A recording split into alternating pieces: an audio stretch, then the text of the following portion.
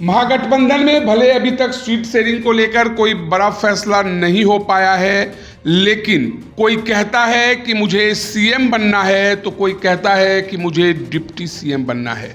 पहले आरजेडी के तमाम नेताओं ने दावा किया कि इंडिया गठबंधन की सरकार बनती है तो हर हाल में तेजस्वी यादव सीएम बनेंगे। तो अब वीआईपी पार्टी के नेता मुकेश सहनी ने कहना शुरू कर दिया है कि उन्हें कम से कम 60 सीट चाहिए और डिप्टी सीएम का पद चाहिए। एक मीडिया चैनल से बात करने के दौरान जब मुकेश सहनी से पूछा गया कि अगर इंडिया गठबंधन की ओर से आपको डिप्टी सीएम नहीं बनाया जाता है तो आप क्या करेंगे।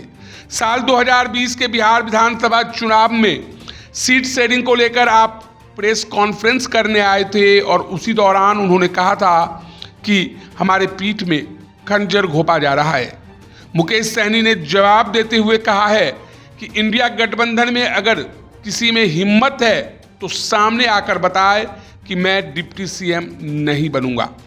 तो कुल मिलाकर इंडिया गठबंधन में सीट शेयरिंग से पहले ही महाभारत दिखने को मिल रहा है। बताते चलें कि इंडिया गठबंधन में कांग्रेस बार बार कह रही है कि अभी तक ना तो सीएम पद को लेकर फैसला हुआ है और ना ही सीट शेयरिंग पर कोई फैसला हुआ है।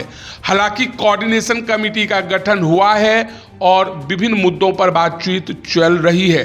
इसी बीच जगह जगह मुकेश सहनी जा रहे हैं, कार्यकर्ताओं से मुलाकात कर रहे हैं, रैली का आयोजन हो रहा है और जगह जगह दावा कर रहे हैं कि इस सीट से तो हमारा ही उम्मीदवार चुनाव लड़ेगा, हमें कम से कम 60 सीट चाहिए।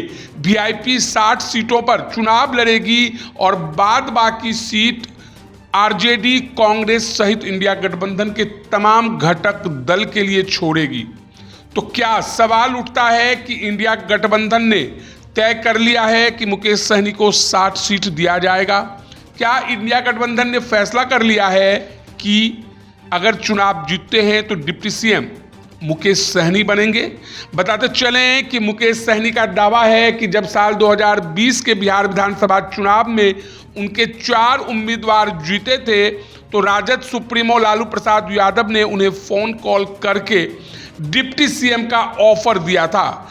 इस बार वे 4 से अधिक सीट जीत कर आएंगे तो डिप्टी सीएम का पद क्यों नहीं मिलेगा। अब देखना दिलचस्प होगा कि बिहार की राजनीति में खासकर इंडिया गठबंधन में क्या कुछ होता है। क्या इस बार फिर से सीट शेयरिंग से पहले मुकेश सहनी इंडिया गठबंधन का साथ छोड़कर एनडीए में शामिल होंगे और बीजेपी जदयू के साथ मिलकर चुनाव लड़ेंगे? क्या मुकेश सहनी इस बार भी कहेंगे कि उनके पीठ में खंजर घोंपा जा रहा है? क्योंकि सूत्रों की माने तो 60 सीट इंडिया गठबंधन में जब कांग्रेस को ऑफर नहीं किया जा सकता है तो वीआईपी को क्यों दिया जाएगा।